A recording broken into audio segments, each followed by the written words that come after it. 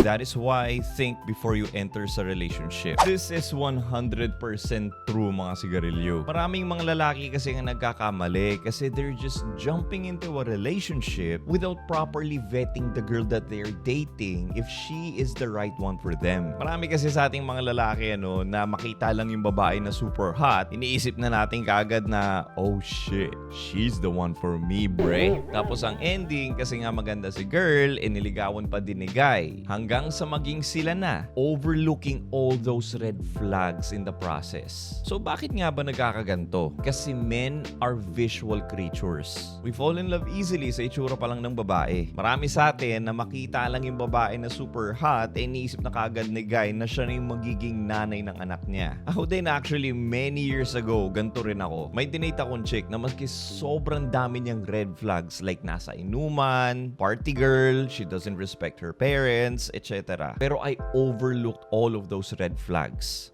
Why? Wala eh.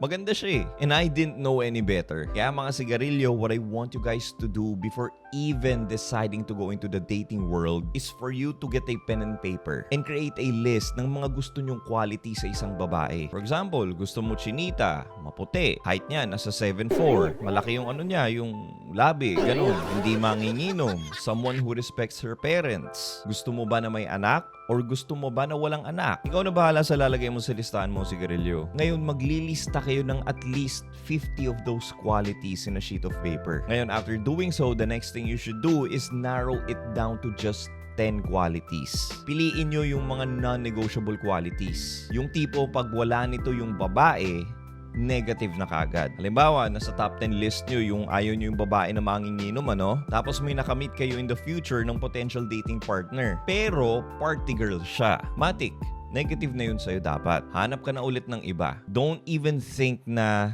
boss sweet, pag maging kami, babaguhin ko na lang siya. Fuck that shit, bro. It's never your job to fix anyone in the dating world. Now that you have created the top 10 qualities that you were looking for in a woman, read them every day. Kasi by doing so, you will attract the right woman for you. The woman who's on your list. And also, by creating this list, meron ka ng solid guidelines kung sino ba talaga yung gusto mong babaeng makadate. And ultimately, mapangasawa in the future. Well, I hope nakatulong ko sa inyo and follow for more. And if you guys want to get my help personally, the quickest way is for you to book a one-on-one phone coaching session with me. You can do that by clicking the link in my bio if you're on TikTok. Pero kung nasa YouTube ka naman, the link is in the description box below. Peace.